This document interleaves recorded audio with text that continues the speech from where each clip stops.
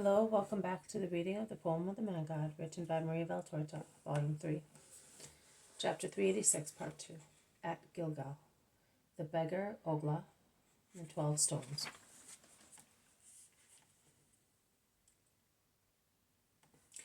What is the matter? Asks Jesus, who greets respectfully, but is not greeted in return.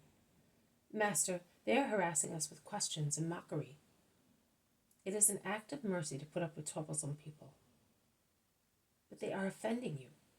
They are making you a laughingstock, and people hesitate. See, we have been successful in gathering many people, but who is left now?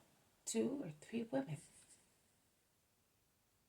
Oh no, you have also a man, a filthy man. He is even too much for you. But master, don't you think that you are becoming too contaminated, since you always say that filth disgusts you? Said scoffingly a young scribe, pointing at the beggar beside Jesus. He is not filth. He is not the filth which disgusts me. He is a poor man. Poor people do not disgust. Their misery must inspire souls with feelings of brotherly pity. I feel disgusted with moral miseries, with fetid hearts, with souls torn to shreds with injured spirits. And do you know that he is not such? I know that he believes and hopes in God and his mercy, now that he has become acquainted with it. Acquainted? Where does it live? Tell us, that we may go as well to see its face.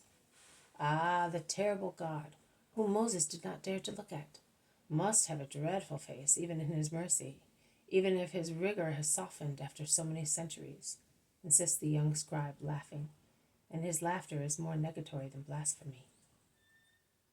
I, who am speaking to you, am the mercy of God, shouts Jesus, standing upright, dazzling with the power of his eyes and gesture. I do not know why the other one is not terrified, but although he does not run away, he can no longer be sarcastic, and he becomes silent, while another scribe replaces him. Oh, how many useless words! We would only like to be able to believe. We could not ask for anything better. But in order to believe, we must have proofs, Master. Master, do you know what Gilgal is to us? Do you think that I am a blockhead?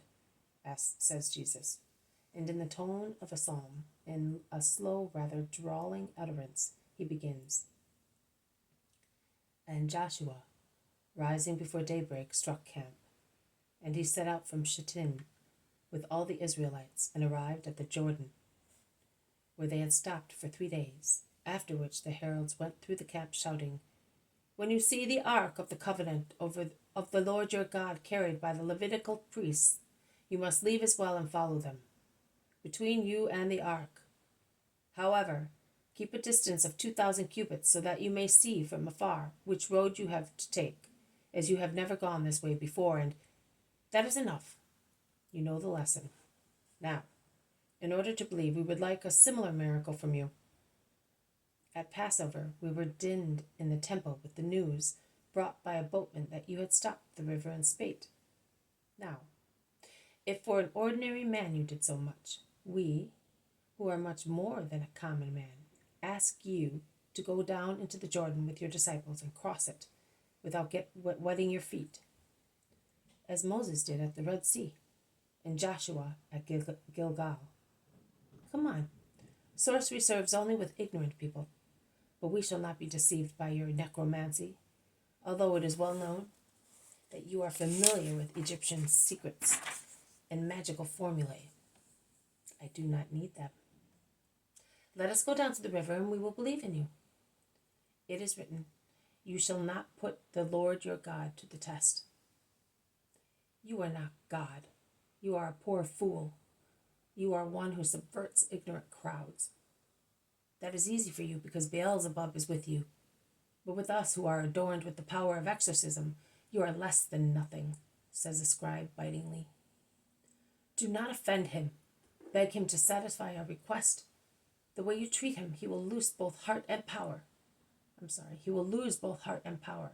Come on, Rabbi of Nazareth, give us proof, and we will worship you, says a venomous old scribe, who is more hostile in his crooked flattery than the others in their open fierceness. Jesus looks at him. He then turns southwestwards, and stretching his arms out, he says, "The desert of Judah is over there. And there the evil spirit asked me to put the Lord my God to the test, and I replied, 'Be off, Satan. It is written that God only is to be worshipped. He is not to be put to the test, and he is to be given priority over flesh and blood.' I say the same to you. Are you giving us the name of Satan? Are you? Ah, curse you!" And behaving more like urchins than doctors of the law, they start picking up stones on the ground to strike him, and they shout, "Go away! May you be damned forever." Jesus looks at them fearlessly. He paralyzes them in their sacrilegious gesture, picks up his mantle and says, "Let us go. Man, go ahead of me." And he goes back towards the well and into the olive grove of the confession. And he lowers his head, looking utterly crushed, while 2 unrestrainable tears stream down his pale face. They arrive at a road.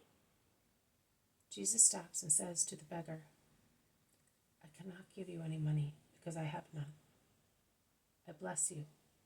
Goodbye. Do what I told you." They part. The apostles are distressed. They cast furtive glances at one another. Jesus breaks the silence, resuming the tone of the psalm interrupted by the scribe.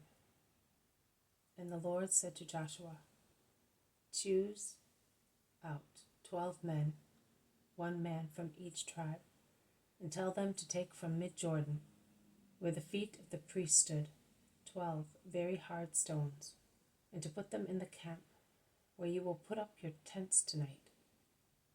And Joshua called 12 men chosen from the children of Israel, 1 from each tribe, and he said to them, 'Pass on before the ark of the Lord your God into mid-Jordan, and each of you take 1 stone on his shoulder, matching the number of the tribes of Israel, to make a memorial in your midst. And when in future your sons ask you, "What do these stones mean?" you will reply to them, "The waters of the Jordan disappeared in front of the ark of the covenant of the Lord when it crossed them. And these stones are an everlasting reminder of this to the Israelites."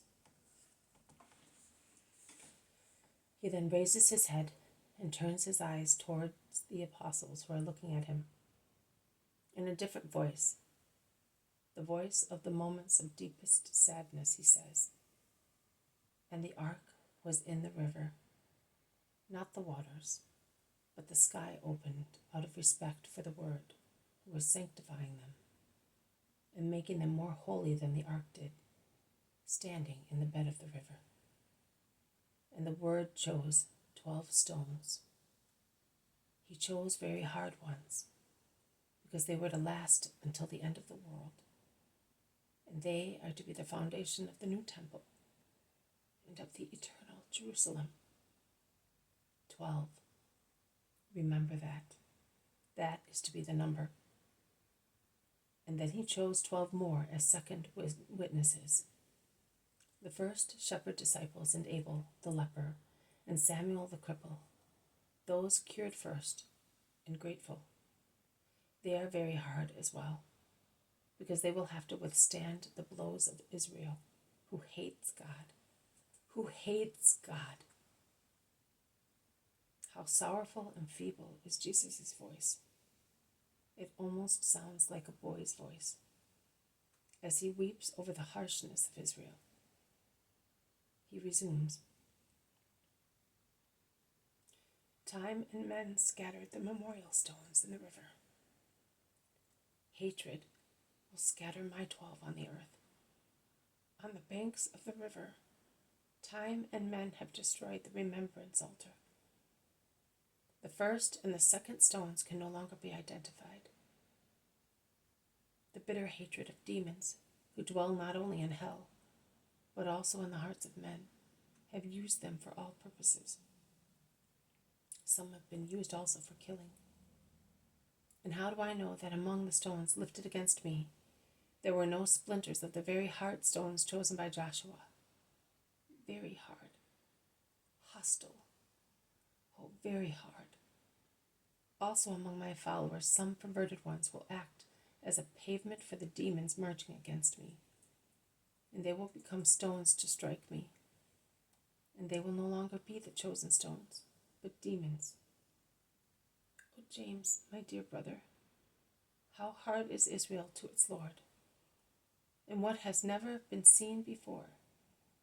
Jesus, overwhelmed by I do not know which impressively deep depression, leans on the shoulder of James of Alphaeus and embraces him, weeping.